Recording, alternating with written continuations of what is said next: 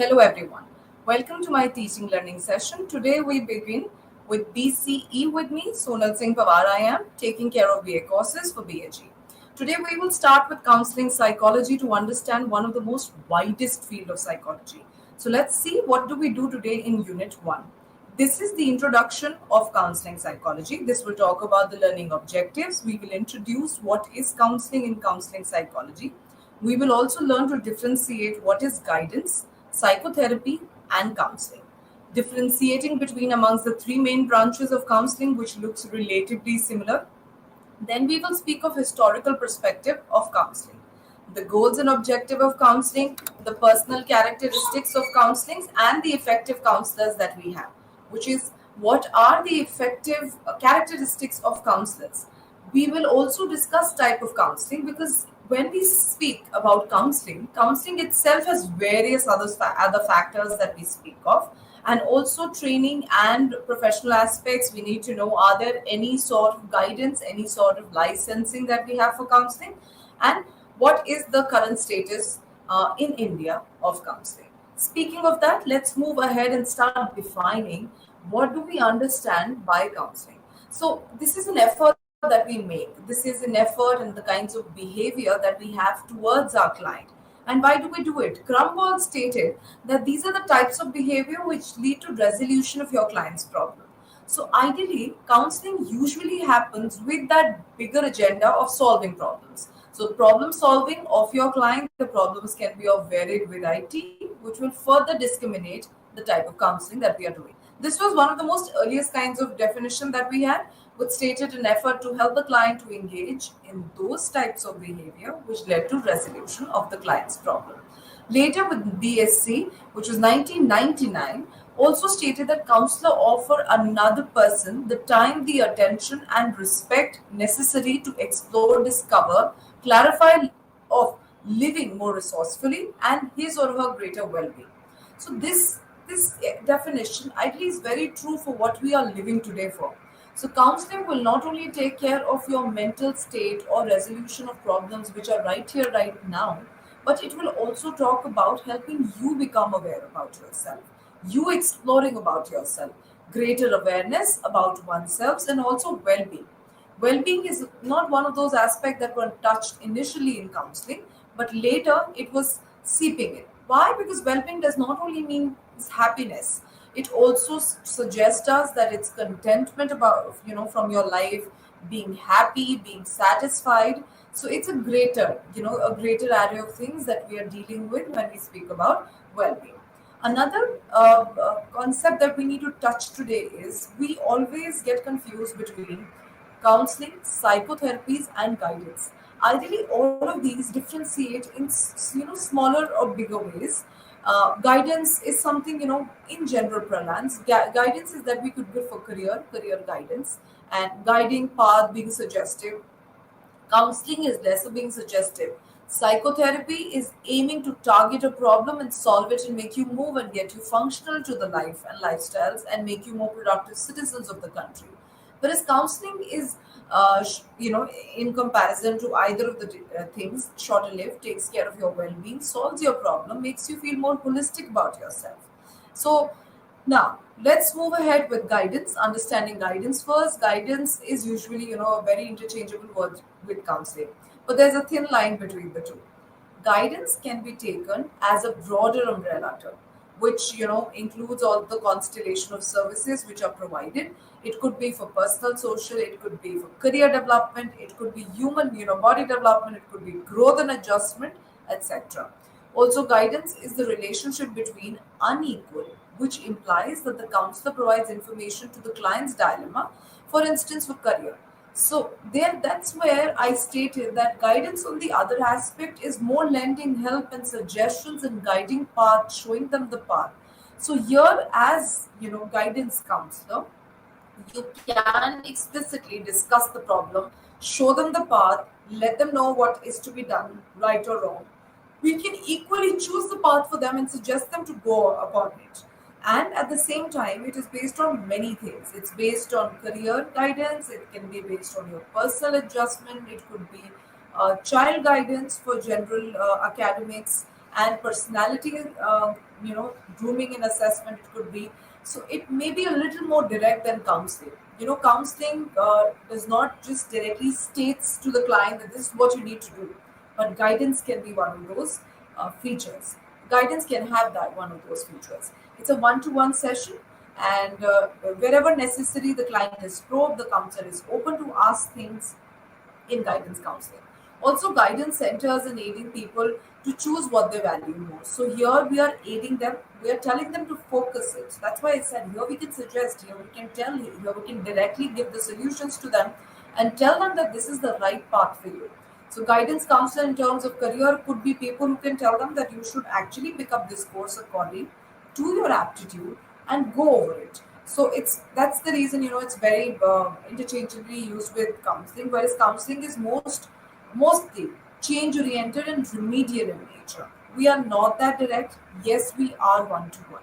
Counseling is also one to one, but we are not so suggestive. We will not tell them that this is something we've chosen for you and here you go away, go with go with it, make changes, and as per our suggestions. So counseling is we tell them to become self-aware, help them identify their problem, associate that problem and that change in them, and even give them remedies would be different solutions, but the choice is always of the individual, which is the client in counseling.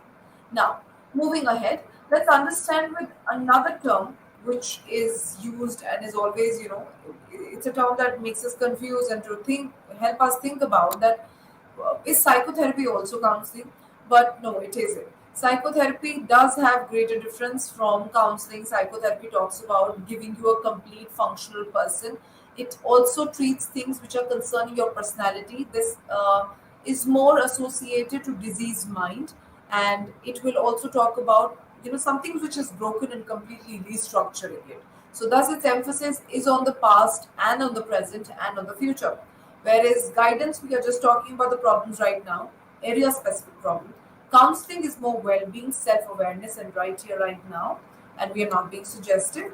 In psychotherapy, we will have to go beyond because we are talking about personality, a diseased mind. Here, the emphasis has to be the past. We have to know what has happened before, which has led to this. So, counseling in comparison is very direct. It is, a very direct approach where we speak about or speak on and make changes upon emotional growth. We are talking about wellness, that the process of counseling always will focus on right now, problems of right now, whereas psychotherapy will always go back. It will come back to your childhood experiences, your struggles of the past, etc. Psychotherapy are a little lengthy. They go on for 20 to 40 sessions, can go on for 8 to 9 months. Counseling can be taken up like a little more quicker, and it's shorter span. So it's a 2 months, 3 months, 12 sessions, 10 sessions, and we are done with counseling. Now let's focus on what counseling is. Counseling can be at various levels. You can counsel individuals, you can counsel family. It can aim on education. It could be, it's a complete, I feel counseling is more like a package where you can deal with people's career, personality, personal issues, educational concerns, and related to goals and promoting better mental health. Well, the client interaction here is something which is always at the center. So problems here are catered, something problems which are catered out of clients, and we are speaking of clients right now. And if we need more information regarding the client, we can go to the family, we can involve a family therapy, and also we can look forward to taking secondary information like from the family about their social structure, about their personal structure, etc. It's a professional relationship like any other. Psychotherapy is also a professional relationship which could guide people at individual level, at family level. Also, if the concern is common to most people, we can even speak at the group level. Like when we speak about people who have been drug addicted, etc., they can be speaking together. Their families could be seated together in a group, and so can be individuals. So this can promote a complete mental health at an individual level and a family level also. So counseling again is a what are the similarity? If you want to do a critical analysis of counseling, psychotherapy, and guidance, they all are professional relationship. They will differ in terms of the time taken and the kind of different levels of treatment and clarity that they give. Guidance gives clarity on the problems which are more specific to personal, social, and academic at times. Psychotherapy completely takes about restructuring you as a person. So it's a personality change. So it's going to be restructure. Counseling will talk about to take care of your mental health. It will make sure that what you going through as a problem should be resolved. Resolution should be given, and we not only solve concerns to the individual level, but we can also go at the family levels so that we remove the problem from right now. Wherever it's starting from right now, it can be removed. We help better decision, better goals, better mental health, and facilitate happiness in the mind. And they all are direct relationships. Direct as in we all are one-to-one, face-to-face, etc. Counseling is short-term. Psychotherapies are very long-term. We have follow-ups also happening. Support here, what we give in counseling is very day-to-day activities and taking care of their emotional levels right now. In psychotherapy we go to past and we move back to where the problem started from, so the foundation of the person is literally buried, and here we address less in-depth issues. As psychotherapy will speak about the person personality disease mind, it is a very in-depth course of treatment, deals with clients who fit enough to think rationally. So yes, counseling is for people who are going to just struggles and problems and they are emotionally and intellectually irrational, which is mindful. But in psychotherapy, we do deal with people who are a little lacking control, cannot think correctly, have concerns of their minds, they cannot rationally think about the world, emotionally are disruptive, are neurotic, etc. So it's deeper concerns as said. So an elaborate difference to make you understand that they are similar in some ways. They are all coming under the same umbrella term, but they all are different. Now, moving ahead, let's start with a historical perspective of counseling. Knowing that did counseling really start as a scientific thing, or was it always present there in our human civilization? So we need to know that counseling must have existed in one form or the other in the human civilization. There might be people who were dealing with concerns, supporting each other, acknowledging concerns even in the early times, in the earlier men time. When we talk about fire, could be giving rise to food management, and cooking of food, and the erect body could just let us know that how our body can be used in different forms. The brain being the neocortex coming to the brain during the evolution can tell us that we have something called cognition, like something called thinking, reasoning, problem solving, which is the mind can be used in different ways and parameters. So is counseling something where people would have supported each other, would have acknowledged each other's problems, heard about them, and also provided their suggestions. So, if you look back to human civilization, I feel this would have been present there.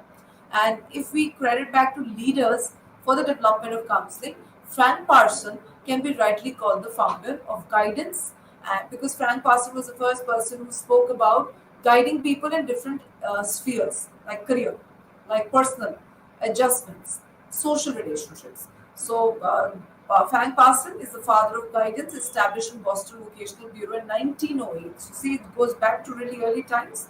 He put forth three factors that are essential for young people for choosing a vocation. So, it's knowledge of work, knowledge of self, true reasoning of the above two. So, when we talk about vocational subjects today, right from 1908, this person, which is Frank Parsons, spoke about vocations. He talked about the importance of vocation. So he stated that there are three essential things that the young individual should know about vocation is knowledge about self, so important. Anything that you want to do in life, pursue a career, pick up a job, pick up a vocation, you need to know what are your choices. You need to know what are you best at, and knowledge of work, and the combination of two. That is this kind of work really something that you are capable of. So is yourself a fit to the work that you're looking forward? So that's like a true reasoning of the above two, which is an integration. After Frank Parson, there was G.B. Davis in 1898. Davis was advocated for the moral value of hard work. In 1907, he introduced vocational and moral guidance. So there has been text about morality. There has been text about norm-specific culture and society that tells us what is the right way to deal with the situation and a wrong way to look at things. So the right and the wrong of the world was also given by G.S.B. Davis, and very early G.S.B. Davis was in 1898, and he postulated this and introduced this concept as 1907 as a curriculum into English language and composition course. Then lastly, we have Clifford Beers. Beer's work has been a forerunner of the mental health counseling, so it's something which has been going on through them. He exposed the deplorable condition of mental health, which is he stated how mental health should be the need of the hour, and in the hospitals. His book also came up which says a mind that found itself in 1908. It became the bestseller because it spoke about that how can be the mind formed? What is the mind all about? What does it constitute? What goes wrong with the mind if it is not functioning properly? So, as Clifford Beers, he was one who advocated mental health strongly and spoke about it at length. So, from this, we get to know that yes, from the beginning of times, even from 19 early and 18s later, we did have the concept of counseling. We did have the concept of guidance. We at least did have the concept of guiding in specific field. Could have been academics because education was foremost. Then it could have been adjustment, personal adjustment in life. It could have been stress also at that time. So if we talk about adjustment, it could have been stress also, etc. Then we talk about goals and objectives of counseling. Knowing that we, counsel people, we need to know what should be like. For example, especially people who are getting into counseling in real time and they're very new to it. We need to know different kinds of counseling could lead to different kinds of goals and objectives. The first few things that we need to know is our first goal as soon as we sit for counseling should be rapport formation or the relationship that we form with the client. Rapport formation is the alliance between the two. The therapist who is willingly coming to give help and the client who's willingly coming to seek help. When they are both voluntarily coming, a psychotherapy is successful.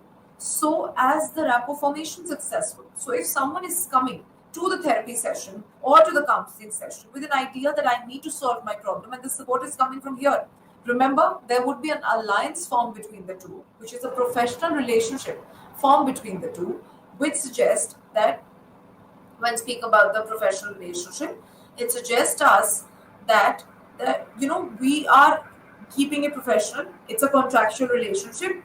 It is limited time duration and it has to be terminated, which thereby means that counseling sessions are time bound. They can never be you can never expect that relationships will go on throughout life. So it's not like a passing affair or a long term thing. It's contractual, has to be terminated in time duration. So it's limited time duration. As soon as the solution comes in, we expect the counselor terminates the relationship. Another goal here would be goals of counseling can be described in three ways of its nature and time, which is immediate goals aims at addressing and resolution of the immediate concern and suffering of the client, which is so true. Suffering of the client, yes, it's something which is very important. Resolving the first, whatever the problems that are here right now, that those problems, and then the immediate goals that the client also states need to be addressed. These are the three goals that we would look forward to in the beginning. Then there are other certain counseling goals which are very smaller, which could be different counseling sessions catering to different ones: behavioral change, decision making, problem solving, improving relationship and communication, resolution of clients put identification of clients' potential and facilitating it. Also facilitating the inner potentials of the client. And if we talk about counseling, we should understand counseling not only takes care of people, the process of counseling not only supports people in this way, it also helps them to get to know their inner self, their inner potential, make them a better people, give them a new behavior, as we talk about behavior change, a new behavior, which is an adaptive behavior. So, if we need to reach to all of these goals, don't you feel there needs to be some characteristics that we need to have as a counselor? Can everybody sit and counsel? Can everybody sit and talk? If you're really good at, if you're really good at speaking and your oration is fabulous, do you feel you can become counselors? No. The knowledge which you receive from the text that needs to bridge the mind, it should be the bridge between the mind of your client and yours, so that you're able to understand, explore, I feel explore, take care, and help them unburden their problems and then solve them correctly. So, for all of this that we just spoke as goals and objectives, Don't you feel that counselors themselves should have some sort of effective characteristics and features?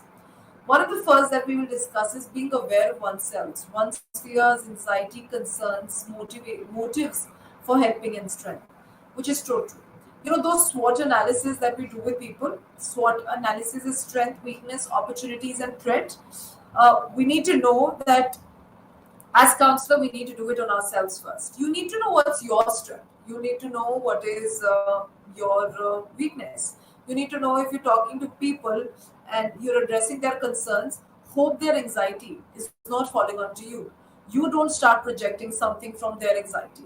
So these are things that we need to know about ourselves. We need to know our fears.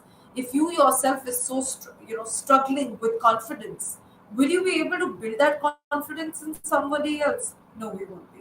So we need to be making sure what are your threats, what are your fears and anxiety, what are your motives of helping and strengthening, for your strength and your parameters where you glow, you're good at, you can deal with the client beautifully in this context or the other context. So being aware of oneself is an extremely important thing. Remember, if clients themselves do not take care of themselves, do not know themselves, there could be a point that client is speaking something and you have a value connect with the client, or you have a value conflict with the client, and you might not solve that problem. You find them, oh my God, this is not in my culture, how she's doing this. So this is where we need to come to check ourselves. Moving ahead, also being open to supervision from senior professionals. Guidance is extremely important. See, we as counselors equally need guidance. When we sit for counseling people, we equally have to open ourselves to taking some remedies which might have gone wrong in our therapy sessions, and we need to know and be connected with our senior professionals. So there should be that that openness to learn about your own things, openness to learn about the same thing that you are doing, and openness to tell your seniors that this is a problem that I'm going through and this is how I dealt with, and be open to solutions and suggestions coming from them. Then avoid the use of too many tests, which is very true. You have a problem coming from child, children are facing problems, low academic scores, and if you feel an intelligence test will solve it, so please run only one intelligence test. Many intelligence testing, equally, personality testing, anxiety testing will overwhelm the student. So making sure too many tests should be avoided.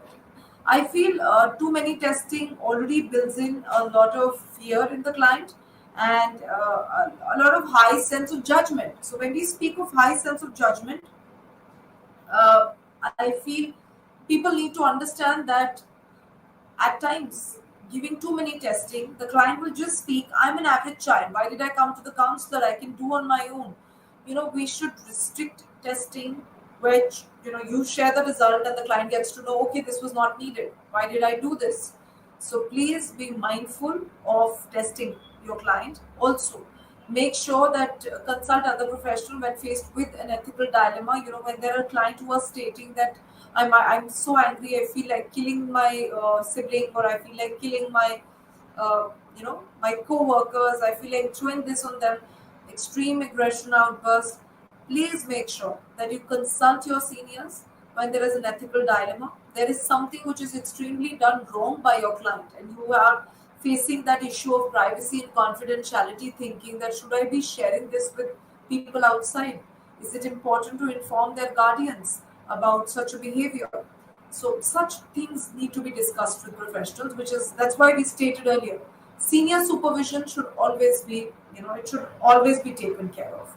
Then, moving ahead, be aware of ethical principles of counseling and practice, which is please maintain the integrity and respect of the client. Make sure you take care of the confidentiality and privacy, and not, I feel you should not safeguard yourself too much. You should uh, correctly state your professional outlines, and at the same time make sure that when discussing your problems, when discussing your case and concern, you should be you should be able to tell them that this is where I'm coming from and this is what I'll be able to deal with. And at the same time, Make sure that privacy and confidentiality, your competence is there for that therapy session. You're able to compete, you're able to understand, you're able to know that this is correct. And at the same thing, share the results. Whatever that you're doing, please equip your client also. Be aware of one's limitation. Expert in providing services in different area of counseling and refer to appropriate professional. This is coming time and again. The reason this is coming time and again is that you should be aware that there should be guidance coming. So if there's a problem that needs to be discussed with the supervision, with the senior, you should be open. And if they tell you something to do, you should be open to do it because of the experience, the expertise. Know your own limitation. That this is something I cannot do. Let me ward away this case and give it to somebody else. It's not my expertise. We need to be open to all of that.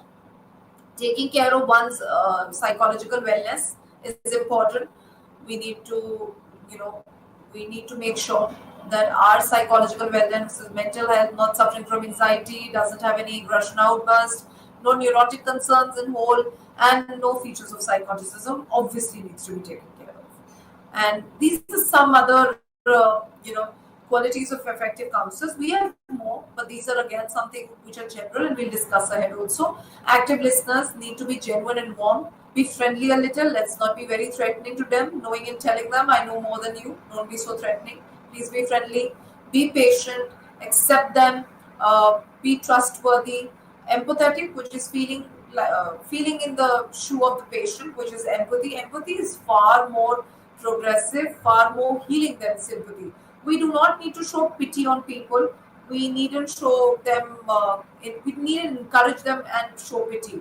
Rather, we need to be telling them that we understand your problem as what you are going through. So it's like feeling in their shoe. Be accepting, unconditional positive regard is such an important thing. We cannot judge them for conversations that we do to them. We cannot, we cannot tell them that this is wrong and this is right. That's something we need to take care of. Also, at the same time, we always, as an effective counselor, should be sure that whatever that we are speaking is coming in a good way to the client. This is something foremostly that we need to do. Also, Norcus in 2008, which is so close and so, something which is so closer to the times, have mentioned some characteristics of the counselor that there's some very simple ones, but we should like allow to practice such things that safeguards our therapeutic alliance, build a good therapeutic alliance, and help us to proceed in our counseling. Which is a sense of distinctiveness, which is what they want out of life and what they are capable of becoming. A high self regard, as I said. You should be capable of accepting and giving love, respect to the other person. And if that thing is not available, I think we should try and restrict those sessions. Amicable to change, amenable to change, which is you should be open to ideas, open to conversations of the world. No stereotypes in your mind, so that you're. If you hold stereotypes, will you be able to adapt? If you're not adapting, how does your client adapt with you? So this is one. Also, a life orientation should be there. They should be fully existing and should know what are their strengths and weaknesses. They should know what are their purposes of life. Just not mere existence is important. Being honest, sincere, and genuine and warm. A little bit sense of humor is so important. You need to be realistic. You can't always look at the darker side of life and treat your patients. You should always enjoy life. There should be a little sense of humor, that little knack of happiness that could add in realism to the life, that you tell them, oh, this is so important, you really cannot miss it. You cannot just focus on the dark side and just keep saying and ranting one thing. So the sense of humor adds on to it. Then living in today, which is living in the present, acknowledging the influence of the culture. Whatever cases that we pick up, we should be aware that they are all society centric. They are all coming from a specific culture and society, and they will always be a part of it. So when they are coming from a specific culture and time, you need to know that you need to treat them also. You need to take care of their goals as per their culture. So influence of culture should never be ignored. So you should know yourself what your culture is doing. Then an earnest interest in welfare of others. Obviously, until you're not giving, until that pro-sociality doesn't come in you, until you feel that if I give in to them, it's okay, it's adding on to their life. If such an aspect of personality is not present in you, I feel counseling is of no worth. You do not come out in your full form until you do have that feeling that it's okay. I need to do it for them. I need to do it to take care of them. This is a part of supporting good decision and problem solving. If that as a personality trait is not present, remember, until that welfare doesn't come pro-socially, it is so difficult to treat and guide people. With every statement otherwise, there would be a second thought that why do we need to guide them? Why does my share of interest and knowledge go to a second person?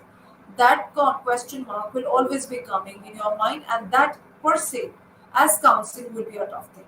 Then there should be an effective, efficient interpersonal skills, which is obviously your speaking in interpersonal connect, which is connecting to one another, should be very well facilitated, and this should be extremely high. That's what will be able to, you will be able to relate to them if you don't have interpersonal skills. Determination, dedication towards your work, being passionate about supporting people, and looking forward to their well-being and looking forward to their mental health, that again needs to come in. I feel these are personality traits, and as Norcos mentioned, these are some very general characteristic of counselors, which we undo, which we completely, these things get shadowed upon when we as counselors are sitting. So when we as counselors are sitting to treat people, what do we look forward to? I need to complete this case, I will get acknowledgement. Such a thought does not lead to better counseling. Thought like, my work profile is this, I need to deliver my best, have self regard, look forward to other people's culture, welfare of others are important. Such a trait to extend yourself at a greater level is extremely important. Also, striking a balance. Equilibrium in counselors themselves, guiders themselves, and psychotherapists themselves is an extremely important thing. Imagine if your mind and your thoughts are completely, haywire. There are flight of ideas, confusion, sense of, no balance in the mind, struggling with your own course of life. Remember that emotionally and physically, we are not fit to have such effective management of self, and thus counselors and counseling will not be possible.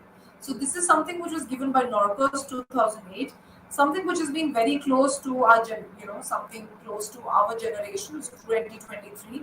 Distinctive features, I feel these are of your personality and something that we can acquire. We can acquire a sense of humor. We can acquire and become regarding of people, positive self-regard of the other people, and at the same time, we can strike that balance. Equilibrium is the key. Even Carl Jung, in his personality, development that we studied, also mentioned when we talk about Carl Jung that equilibrium and balance between the outside and the inner world is extremely important for healthy mind. So is counselors needing to have. Then effective counselors take all of this. If all of this is taken care, or I feel if 80% of such characteristics are there, and we are able to maintain our well-being also, if we are able to practice all of this, remember, compassion, fatigue, burnout is something which will not impact us. We will be able to take care of all of this. But at times, something I experience that as counselors and guidance counselors, there are times as psychotherapists that we undergo a lot of stress. We undergo a lot of burnout. There is an emotional, vent which we also require to let go of, as there is so much an emotional bucket which is coming to us, and so much of conversation, negative thoughts which are put onto us for other people's well-being. So how do we overcome all of that? Are there any ways as counselors and psychotherapists we can overcome and take some measures? We can. We can safeguard ourselves from fatigue, from avoiding negative emotions, which is by being in contact with healthy people. Counselors should also always maintain a group which is healthy mind, something that helps them relax themselves. Identify your stress busters. That's so important. Identify something that helps you release stress, so that there is no chronic stress which is coming in. I'll give you an example. Counselors go through sessions after sessions each day. If this monotony goes on, remember, the pattern of negative emotion piles on as counselors.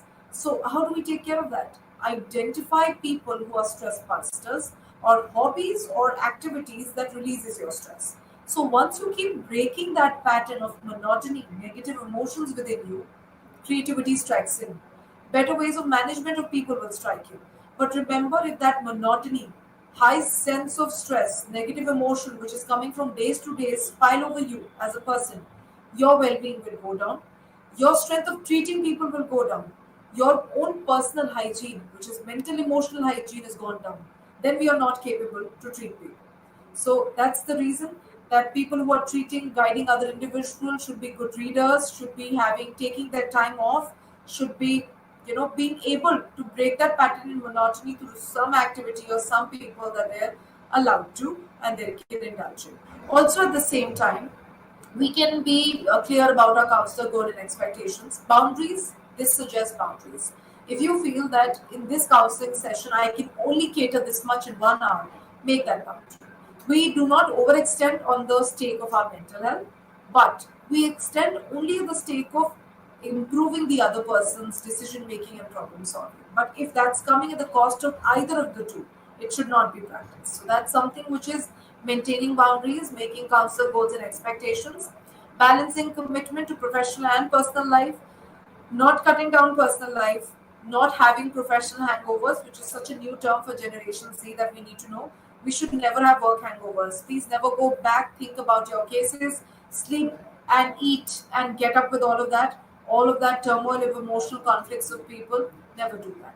That's where you are yourself incapable of handling the personal and emotional stress. So I feel that's the time as counselors we become incapable when we are not able to deal with our own personal and emotional or professional lifestyles. Then taking your me time, such an important thing. You need to take your me time. You need to address yourselves. Then believing in optimism and hope, believing in understanding that hope is there, being optimistic, being favorable. I feel that's something which is extremely important. Looking forward to things, cultivating an attitude to discern, detach concern, which is knowing this needs to stop. Identifying that capacity to identify problems is one of the most effective thing that we should do. Now, let's move to a new topic after knowing that this is how we can become effective counselors. If you become effective counselors like this, what do we do next? We understand that there are different types of counseling that we have. So, different types of counseling as our expertise that we can go to. One is educational, and then we'll move up to vocational guidance and career. Educational counseling is, catering to the needs arising from the context of education. This is the bigger term, I feel. Career is a smaller term. Like education is a bigger aspect which talks about bigger changes in curriculum, classroom technology, advancement. I feel this is the platform where the norms come in from. And the vocational guidance and career is the smaller part because it's centric to one specific school. So educational counseling could be where you could make norms, challenge the diversity of classroom, make changes in the format of classroom, education system, and overemphasis on academic achievement, lesser grades, or having physical education. So these are more norm-making contexts which should address. Also, the fact, when CBSE keeps dividing the examination terms into two terms and one term, again coming from education. It's not classroom, it is not career. Then educational counseling also becomes very crucial to help children acquire new learning strategies. When we expect children to learn as kinesthetic learners, as visual learners, and as auditory learners, giving them more learning, giving them more things to compete with, more activities, and also at the same time more practical indulgence, which is internships. These are a new thing which is coming and facilitated from the educational counseling. Now, how vocational and guidance and career counseling is. See, career counseling is specific to career choices, stream selection, choices of best careers according to you in a particular field. Career selection will also depend upon identifying one's own skills, interests, and aptitudes, the contextual factors, the career itself, what kind of job fixes to your skill, what kind of, the kind of prospects that you're getting, job prospects that you're getting, does your personality matches, your interests, your caliber, your attitude matches that or not. That's going to be facilitated by career counseling. Also, career counseling supports people at workplace. They tell the kind of work stress you will get at a place, the adjustment that you need to do, the kind of communication that you need to build in. So all of this comes under career counseling, where they talk about job satisfaction, happiness at work, interpersonal conflicts, etc. Apart that, types of counselings and guidances come in education, social, vocational, and personal guidance. Now, moving ahead is personal social counseling.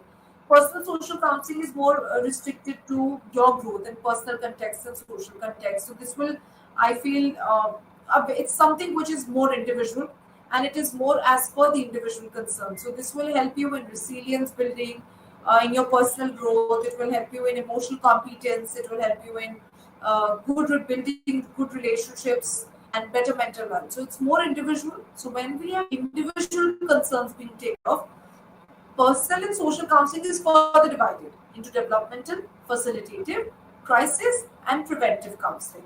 Developmental is counseling that engages in human development, catering to problems which are arising from lifespan development.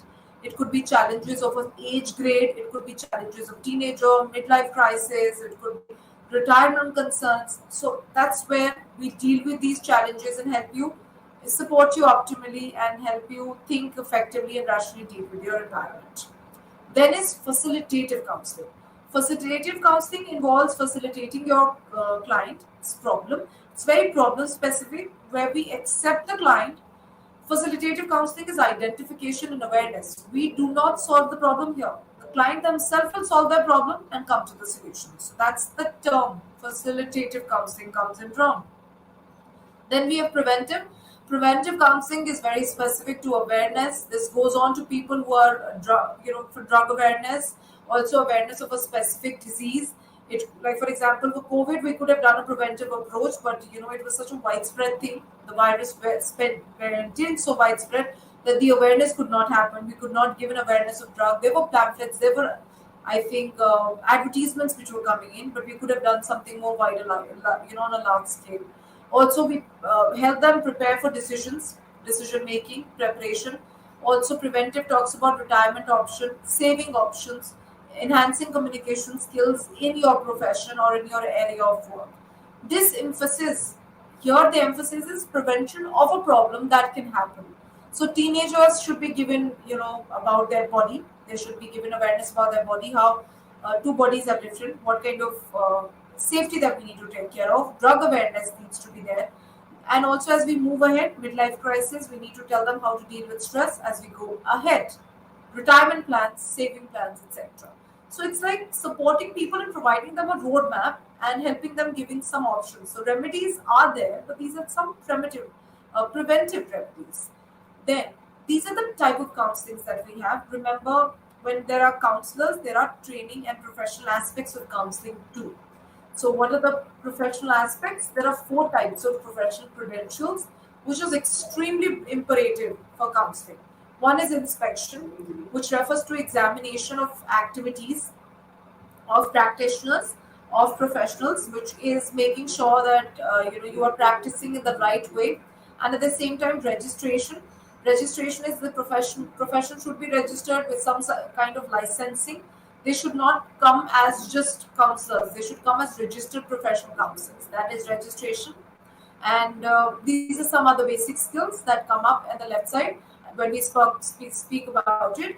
These are coming from this earlier aspect. So when we are inspecting, registering, remember your people should have these basic skills. The focus, the rapport building, the silence, summarizing, the paraphrasing. A counselor would be hollow if he doesn't hold all of this. Then after that, another professional aspect that we have is certification. Remember, until you've not done a master's, you are not a certified counselor. You cannot sit in a government agency or private institutionally or a professional statutory without all of this. A grant needs to qualify you. So that's something so important that I feel today's generation should know, because at times, we are opening social media accounts for supporting people and we are not qualified. We are not registered. We are not certified. The last is licenses, which is licensing. The government agency should grant you permission to individually counsel people. Until that, nothing should be done. Either you hold a doctorate or you are licensed by a institution or an organization. So remember, counselor preparation and training involves two things. You should be academically correctly, trained, skilled, and practical skills to be there. You should be trained for a longer duration before you jump into the field and come up there. Now, licensing has been a tough time for counseling. There initially wasn't any licensing. We had nothing in the beginning.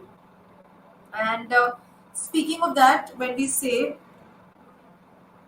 speaking of that, remember that licensing was a weaker point in psychology. So when we say a weaker point in psychology, we did not have any professional licensing, no check practice, private practice, no checks were there, or qualifications were checked. So, when you meet people, I feel it becomes a duty to tell people that where are you coming from. Today we have two such institutions with support for licensing for counselors. Otherwise, a master's is a certified counselor, but a master's should be guided under an agency. They should not be working individually, because until you do not have these licensing, individual practitioners is completely null and void. So the first few, although there is no licensing, this is which is being done by the organization, but two main such systems that provide us is RCI, which is Rehabilitation Council of India, and the Council Association in India. They do take the necessary step to provide some RCR numbers to people who can practice alone. Until that, a certified mastered individual can only work under agencies, guiders, and trained people. You cannot individually sit until you've been recognized by either RCI or the Counselor Association of India, which is CAI. So, specifically talking about people, that when we talk about counseling, guidance, and psychotherapy, remember, we do fall, we do fall prey to the fact that we are unable to identify the right kind of help which is coming to us. So we should go to the right kind of body, the right kind of organization. And also today, when we go for guidance and counseling, which is one of the widespread counseling that is coming today, because we have vocational counselors, we have career guidance, which is, today increasing. As the population increases, the young generation comes with confusion. Career guidance is such a huge, field to jump into. But again, certification and working with the correct organization is extremely important. And people who are going to such institutions should know that they should hold some sort of certification or registration, as we just did before. That inspection, which is the practitioners should be asked that where are you coming from for your personal safety and public health and welfare. Registration needs to be seen. Your I feel counselors usually portray their master's degree or their registered certification or their, their certified degrees time and again. So that needs to be there. I feel that needs to be shown apart the basic skills in the counselor. Remember, this is an extremely important thing that we should have. After this, understanding that inspection, registration, certification, and licensing, two major body that is in India providing us licensing very recently is RCI and CAI, which is Counselors Association of India, which is supporting us for licensing. We also in India, RCI is one of the biggest tertiary council, which provides documents for all qualified professionals who work and deliver training in educational setup or even at the personal level, special education, rehabilitation, disadvantaged community, and CAI, a non-regulatory body in India, is a forum of counselors which is working in different settings. So the kind of expertise that you pick in, they will give you only for a specific area.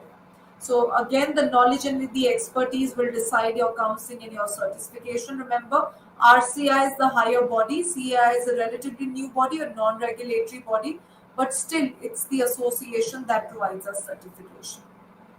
Speaking again, recently, Government of India has also enacted and provided an act, which is the National Commission for Allied and Healthcare Professional Act, which is the NCAAHA in 2021, which is so recent, which is 2 years back, which has specified standards of education and services which is provided by allied and healthcare professionals. Remember, psychology is an allied science. So it is an allied science also. So we do have guidances and special standards of education. Now, knowing that licensing is equally important, inspection and registration certificate is important, we need to know how is counseling in India? What is happening? Where did it start? Might have started from? And how do we take it at the beginning? Counseling is usually in India referred and also associated to form of learnings of Bhagavad Gita, which was given by Sri Krishna, and Krishna also counseled Arjuna as a Sarathi. So he was the one who was the guiding path. So he was the guidance counselor to Arjun. So this is where we can associate in India. If people are not progressively taking it as a professional support and help, we can look forward to this. And also in India now, counselors are working in hospitals, communities, schools. They are working in private counseling centers also, which is specific to marital, educational, child and adolescent. We get such specific fields now which can streamline your concerns. Additionally, counselors are trained in various traditions. We have social work also. MSW is one of the most popular degree that we have, which is Master of Social Science, and it's one of the most widespread field in today's time. Psychology, clinical psychology, and a medical degree through which we get is psychiatry.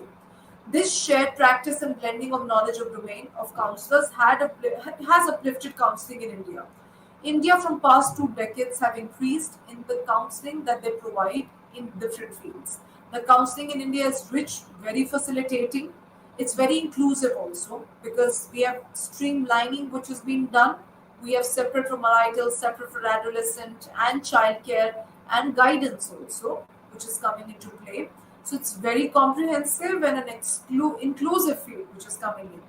At the other hand, we need to know that it's been contributed to put up and join hands with families. So we just do not have clarity of individuals, but we also look into the factor of family and provide a larger amount of clarity.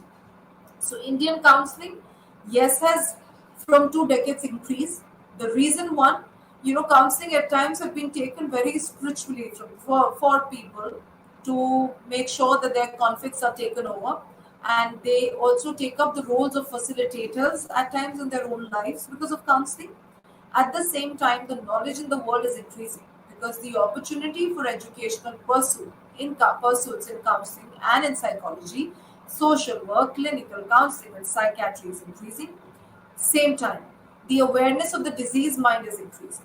The awareness that there are categories of diseases, right from children to adolescent to older age, we have specified diseases. We have World Health Organization every year coming with the mental health week, speaking about something which becomes their agenda, which keeps educators and children also at par of such things. We have better readers and better educators which facilitate children, making them aware. And it also comes in various fields that the awareness is increasing because of the behavioral science, the life skills which are provided to children. They become, they have more knowledge about this field. So from the 2 decades, if we compare counseling and its streamlining, it has been upgraded in leaps and bounds. Also, the kind of counseling is also changed. In many Indian university, they provide training also in psychology. So that again supports the understanding of psychotherapy, guidance and counseling. There are degrees and courses coming of various fields. Researches also suggest that professionally qualified counselors are at the moment far lesser than the adequate population which is needed in India. So we can uplift this field. We can again keep working, increase the awareness in people that the number of the advocacy of population that is required, the population which is suffering or the need that we need to buffer of the population should be sufficed by the qualified counselors, guidance counselors or psychotherapists.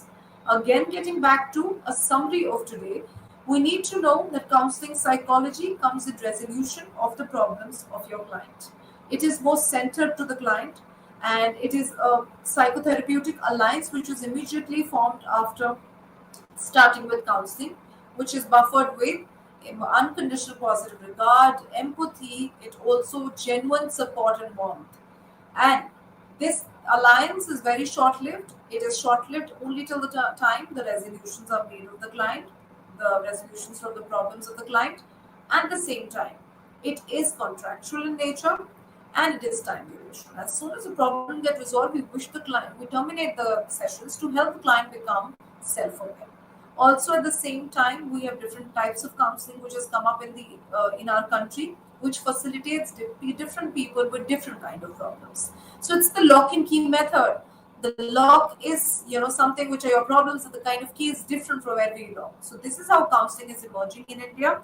But another thing to know, the amount of people supporting is still lesser, which can increase in India by increasing the education and the awareness of this subject. Also, licensing is being coming by the two body. One is a non-regulatory body and the other is RCI, and the non-regulatory body is CAI, which provides training, education, both to upcoming counselors and guiding counselor and psychotherapists. This sums up of the introduction of Unit 1 for BPCE, which is counseling psychology. That tells us a wide array of field, bifurcated in many areas, supporting the generation, supporting people in their conflicts in their life concerns of decision making, problem solving, better well-being, etc. This finishes with the first unit of BPCE, which is counseling psychology. Also coming into the revision and summary, we state that an effective counselor would be always be someone which would be holding great interpersonal skills, empathy, and positive regard. So keeping up with that, that finishes with Unit 1, BPCE. Thank you.